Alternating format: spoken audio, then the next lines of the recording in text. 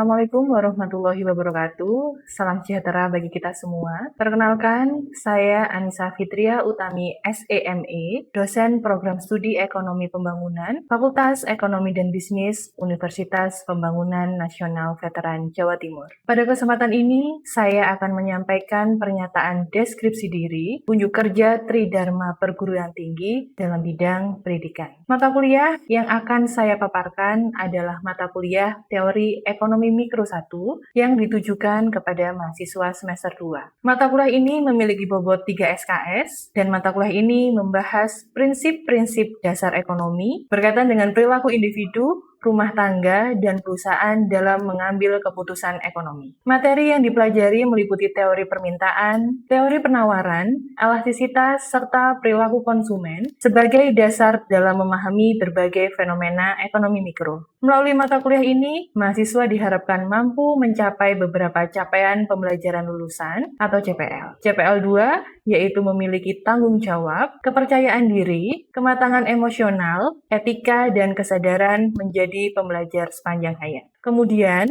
CPL 4 yaitu mampu mengembangkan jaringan kerja, beradaptasi, berkreasi, berkontribusi, mensupervisi, mengevaluasi, dan mengambil keputusan dalam rangka menunjukkan kinerja mandiri dan kelompok untuk menerapkan ilmu pengetahuan dalam kehidupan masyarakat. Kemudian, CPL selanjutnya adalah CPL 5, yaitu mampu mengaplikasikan prinsip-prinsip dasar ekonomi untuk menganalisis isu dan kebijakan pembangunan ekonomi kontemporer, baik pada tingkat regional, nasional, maupun global. Dan yang terakhir adalah CPL 9, yaitu mampu memahami model atau analisis ekonomi dalam menggambarkan fenomena pembangunan ekonomi kontemporer. Adapun capaian pembelajaran mata kuliah atau CPMK yang menjadi fokus antara lain, mahasiswa mampu menjelaskan konsep permintaan dan penawaran beserta faktor-faktor yang mempengaruhinya, memahami konsep elastisitas, permintaan dan penawaran, menganalisis dampak kebijakan,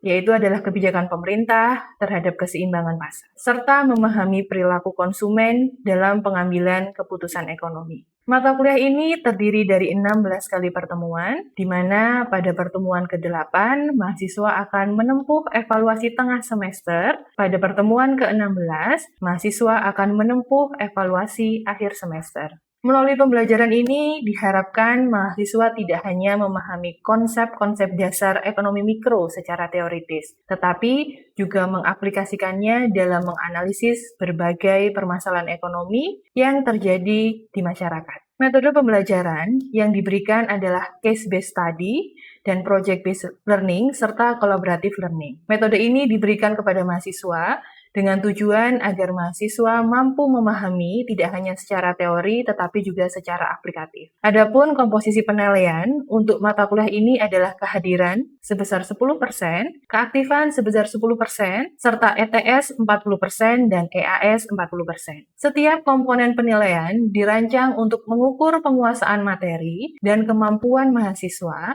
dalam penerapan teori ekonomi sesuai dengan rencana pembelajaran semester. Buku referensi yang kami gunakan adalah buku Principle of Economics dari Gregory Mankiw.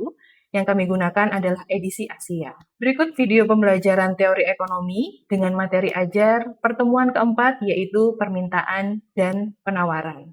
Selamat pagi semuanya. Hari ini kita akan memulai mata kuliah kita, yaitu adalah mata kuliah tentang permintaan dan penawaran, di mana kita sekarang ada di pertemuan keempat. Kemarin kita sudah membahas tentang materi tentang perilaku konsumen dan lain sebagainya. Tetapi sebelum kita memulai perkuliahan kita hari ini, alangkah lebih baiknya supaya perkuliahan ini bisa berjalan dengan baik dan lancar, kita berdoa dulu. Silakan berdoa menurut keyakinan masing-masing. Saya persilahkan.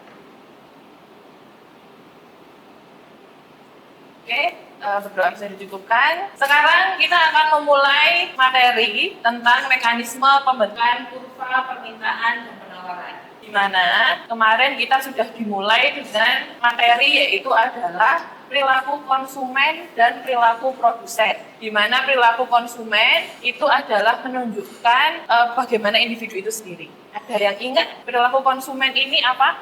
Membahas tentang apa? Keputusan konsumen untuk memilih. keputusan konsumen untuk memilih. Oke, terima kasih Mas dengan Mas Vega. Oke. Tadi sudah diinfokan bahwa dijawab oleh Mas Vega bahwa perilaku konsumen adalah keputusan individu dalam memilih. Nah, ada yang masih ingat kurvanya? Ini kurva apa namanya? Dengan pertemuan yang kemarin, kurva indifferent curve, yaitu adalah kurva dari perilaku konsumen. Di mana dalam perilaku konsumen ini adalah barang pertama,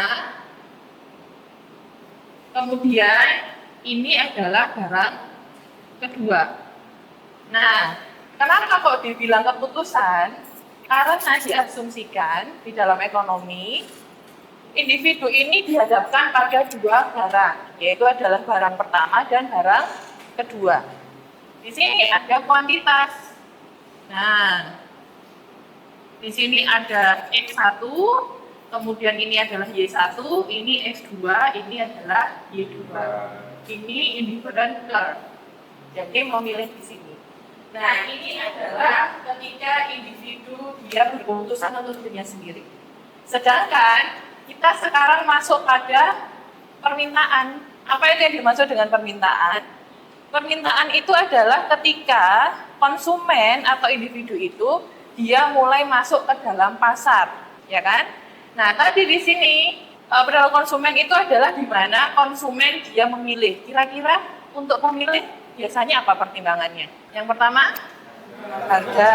Yang kedua, kualitas. Apalagi?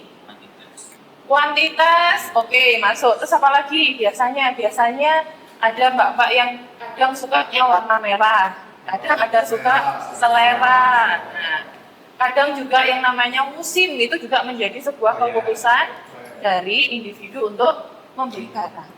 Tetapi di dalam ekonomi, apakah semuanya itu akan menjadi sebuah pertimbangan? Enggak.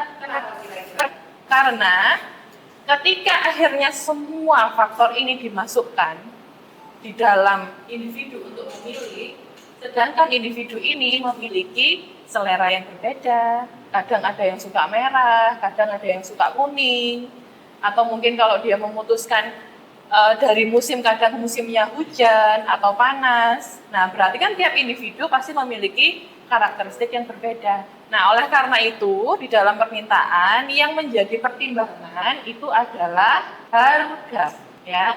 Dan faktor lain dianggap tetap atau yang disebut dengan ceteris paribus. Jadi faktor-faktor seperti selera, kemudian faktor seperti musim, kemudian kualitas itu tidak dipertimbangkan. Makanya teori permintaan itu adalah kuantitas barang atau jasa dengan berbagai tingkat harga. Intinya di situ. Hukum permintaan itu ada berbanding terbalik.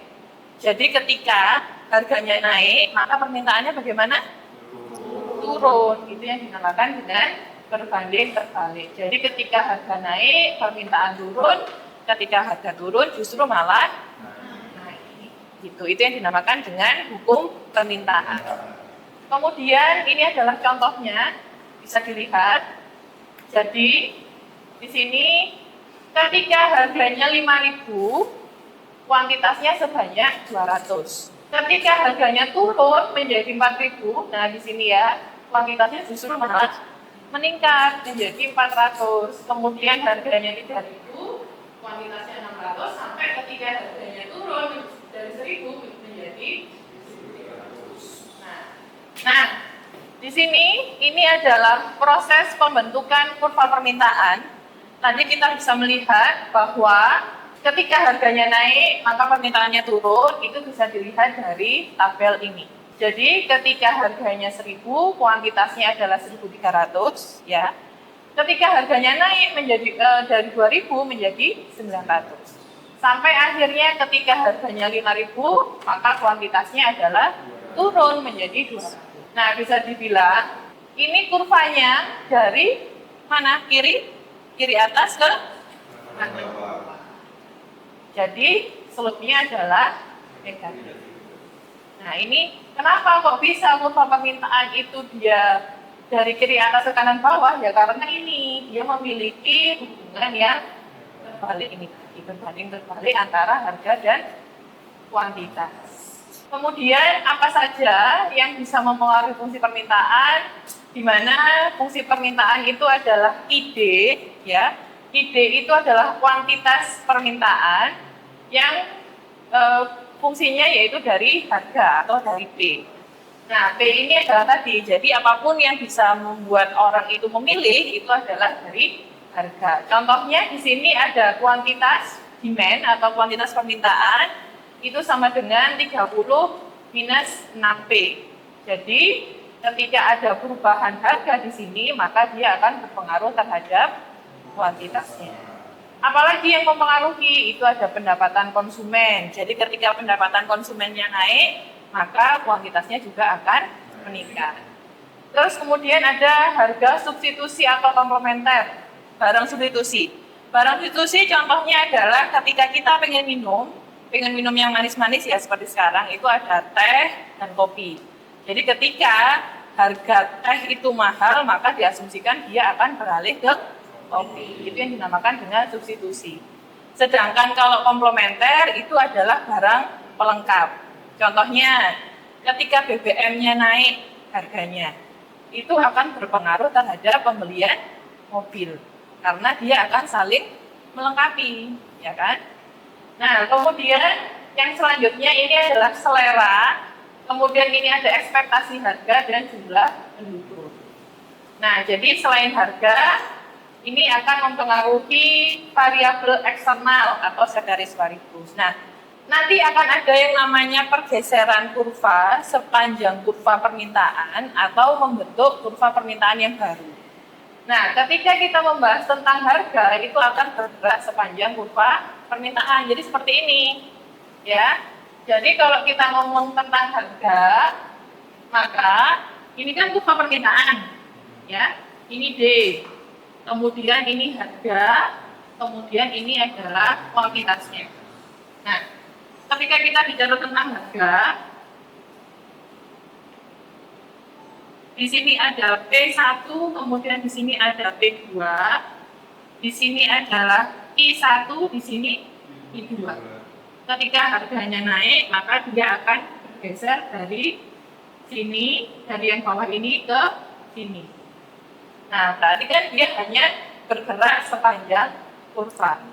Tapi ketika ada variabel lain, ya seperti pendapatan konsumen, kemudian harga substitusi atau komplementer, kemudian ekspektasi harga secara konsumen, maka dia akan membentuk kurva yang baru. Ini D1, ini D2. Jadi dia akan bergeser ke sini. Itu bedanya. Ya. Jadi ketika harga dia hanya akan bergerak sepanjang kurva, sedangkan ketika ada faktor seperti jumlah penduduk, pendapatan konsumen, dia akan menggeser dari D1 ke gitu. Nah, paham ya untuk faktor-faktor ini? Kemudian ini ya tadi, jadi ada pergerakan sepanjang kurva. Ini kalau harga dia hanya akan bergeser ke sini. Sedangkan kalau bila selain harga, dia adalah shifting. Ini ya, terjadi karena perubahan faktor sekretaris paribus tadi. Sekretaris paribus kan tadi ada selera, pendapatan, musim, dan lain sebagainya. Ada yang masih bingung untuk permintaan? Paham ya? Kemudian selanjutnya kita masuk pada teori penawaran. Kalau tadi permintaan itu adalah dari sisi konsumen, yang dia akhirnya direpresentasikan dengan kurva permintaan di dalam pasar. Kalau sekarang itu adalah penawaran, di mana penawaran ini dia adalah representasi dari sisi produsen. Nah, ketika nanti masuk ke pasar, ya ini adalah kurva penawaran dari sisi produsen. Kemarin ada yang masih ingat mengenai perilaku produsen? Ya, silakan Mbak. Menurut saya perilaku produsen itu kayak keputusan produsen dalam memproduksi suatu barang itu. Oke, jadi terima kasih Mbak Reva. Nah, jadi untuk perilaku produsen itu juga merupakan keputusan produsen yang nantinya akan diturunkan menjadi teori penawaran atau kurva penawaran. Dimana kalau produsen kita mengenal ada yang namanya input atau faktor produksi, yaitu kalau dilakukan produsen itu ada K atau kapital dan labor. Kurvanya sebenarnya bentuknya sama dengan ini, hanya saja yang berbeda. Kalau yang ini adalah barang satu, ini barang dua. Kalau produsen itu adalah di sini kapital, kemudian ini adalah labor. Karena diasumsikan yang digunakan oleh produsen hanyalah kapital dan labor. Makanya ini yang bergeser. Kalau tadi perilaku konsumen itu adalah indifferent curve, kalau perilaku produsen dia adalah iso-one. Jadi seberapa banyak kurva atau seberapa banyak labor yang digunakan dan seberapa banyak labor yang digunakan. Yang tujuannya adalah untuk memaksimalkan produksi. Makanya itu yang dinamakan dengan efisien. Efisien itu apa dalam ekonomi? Efisien itu dalam ekonomi adalah ketika semua sumber daya ini bisa dialokasikan dengan baik. Jadi semua sumber dayanya itu habis digunakan untuk proses produksi. Nah, kita kembali lagi ke penawaran. Nah, dari materi perilaku produsen, kita akan melihat bahwa ternyata di dalam penawaran itu pun produsen juga mempertimbangkan mengenai biaya produksi. Kalau tadi permintaan itu adalah harga, kalau produsen dia adalah biaya produksi. Nah, makanya di sini penawaran adalah jumlah barang atau jasa yang bersedia ditawarkan atau dijual oleh produsen pada tingkat harga dan waktu tertentu. Nah, produsen itu ada dua, yaitu adalah stok dan supply. Ketika dia memproduksi, dia bisa mendapatkan stok. Tapi ketika dia akhirnya dimasukkan ke pasar, dia masuknya adalah supply. Makanya ada dua jenis yang diproduksi oleh produsen. Nah, di sini ada hukum penawaran, yaitu adalah terdapat hubungan searah atau positif. Kalau tadi permintaan adalah ketika harganya naik, maka permintaannya turun. Kalau ini penawaran itu adalah ketika harganya naik, gimana? Penawarannya naik. Kenapa kira-kira? Kenapa kok ketika harganya naik, maka penawarannya naik? Untuk mencari keuntungan. Karena inti dari produsen itu apa? Memaksimalkan keuntungan. Kalau konsumen, intinya adalah bagaimana dia memaksimalkan utilitas. Makanya di sini ada indifferent curve tadi. Utilitas atau kepuasan kalau konsumen. Kalau produsen, intinya adalah untuk memaksimalkan keuntungan. Jadi, hukumnya penawaran adalah ketika harganya naik, maka produsen akan menaikkan kuantitas yang ditawarkan. Karena tujuannya adalah untuk memaksimalkan keuntungan. Nah, ya, jadi motivasi produsen itu adalah harga yang lebih tinggi sehingga memberikan keuntungan yang lebih besar. Sama juga, di sini juga ada asumsi ceteris paribus, di mana hukum ini murni berlaku selama faktor eksternal itu dikunci secara konstan. Jadi, selain harga, contohnya ini ya. Nah, ini ya, selain harga ada kebijakan pemerintah, pajak dan subsidi. Jadi, pajak ini akan mengurangi jumlah produksi, sedangkan subsidi ini akan menambah jumlah produksi. Kemudian ada kemajuan teknologi, ya. Jadi teknologi ini akan membuat kurva penawaran ini bergeser, sama seperti ini tadi. Jadi membentuk kurva yang baru. Kita kembali lagi pada notasi yang sebelumnya, ini ya. Jadi ada hubungan yang positif, di mana ketika harganya semakin tinggi, ini dari 1.000 ke 2.000 sampai ke 5.000, semakin lama maka kuantitasnya akan semakin bedanya bentuk kurvanya. Kalau ini dari kiri bawah ke kanan atas, karena dia hubungannya adalah positif. Jadi ketika kuantitasnya sedikit, maka harganya murah. Semakin lama ketika kuantitasnya banyak, maka harganya akan semakin naik. Paham untuk penawaran? Kenapa hubungannya positif? Paham? Paham ya? Kemudian ini ya, seperti tadi, jadi ketika harganya itu berubah, ketika harganya naik, maka dia akan bergeser sepanjang kurva ini. Tapi ketika ada faktor lain, yaitu adalah yang ceteris paribus tadi, itu akan membentuk kurva yang baru. Contohnya gimana? Contohnya adalah ketika ada masuknya teknologi yang awalnya padat karya, gitu ya. Contohnya ada pabrik roti, dia nguleni rotinya dengan manual. Kemudian ownernya dia membeli mesin yang baru, akhirnya ada mesin yang baru untuk nguleni roti itu tadi, maka jumlah kuantitasnya akan semakin banyak. Tetapi harganya gimana? Harganya tetap, tapi kuantitasnya semakin banyak. Makanya itu yang mengakibatkan dia bergeser.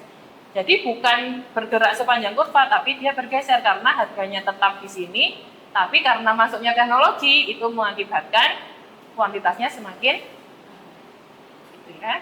Mungkin ada yang mau ditanyakan sampai sini, saya persilahkan. Ada yang masih bingung mengenai kurva permintaan dan penawaran? Paham ya? Oke, saya lanjutkan. Nah, ini simulasinya. Jadi kan ada kurva permintaan itu adalah representasi dari konsumen, sedangkan penawaran itu adalah representasi dari produsen. Nanti di pertemuan selanjutnya kita akan membahas pertemuan antara kurva permintaan dan kurva penawaran yang dinamakan dengan titik keseimbangan atau equilibrium ya. Nah, di mana ini ya tadi kesimpulannya kurva permintaan itu slope-nya negatif, sudut pandangnya konsumen, fokus utamanya adalah utilitas dan kemampuan beli. Sedangkan kurva penawaran slope-nya positif karena dari kiri bawah ke kanan atas, kemudian sudut pandangnya adalah dari produsen dan fokus utamanya adalah biaya produksi dan keuntungan. Ini akan kita bahas lebih lanjut di pertemuan selanjutnya, yaitu adalah titik keseimbangan, di mana titik keseimbangan ini nanti akan muncul yang namanya kuantitas yang disetujui oleh pasar, ya, yang disepakati di pasar, kemudian juga ada harga yang disepakati di pasar. Oke, saya akhiri pertemuan kita hari ini. Selamat siang, wassalamualaikum warahmatullahi wabarakatuh. Waalaikumsalam. Terima kasih banyak Ibu. Sama-sama.